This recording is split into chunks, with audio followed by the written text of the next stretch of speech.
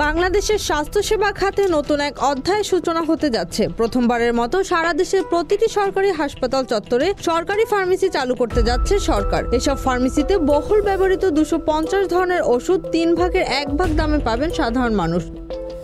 দেশে ডায়াবেটিস, উচ্চ রক্তচাপের মতো দীর্ঘমেয়াদী নানা রোগে আক্রান্ত কয়েক কোটি মানুষ। একজন রোগীর গড় চিকিৎসা ব্যয়ের 64 ভাগই যায় ওষুধ কেনার পেছনে। ফলে ওষুধ কিনতে গিয়ে প্রতি বছর দরিদ্র হন অনেক রোগী। এসব রোগীর কথা চিন্তা করে গুণগত ও মানসম্পন্ন ওষুধ সরবরাহের জন্য সাশ্রয়ী মূল্য নিশ্চিত করার লক্ষ্যে সরকার এই উদ্যোগ নিয়েছে বলে জানিয়েছে স্বাস্থ্য মন্ত্রণালয়।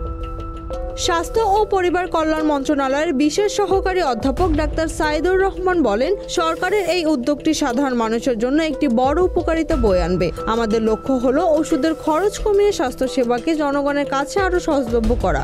সরকারি ফার্মেসি চালু হলে এর মাধ্যমে 85% রোগীর চিকিৎসা সম্ভব হবে, যা স্বাস্থ্য খাতের জন্য একটি বিপ্লবী পদক্ষেপ।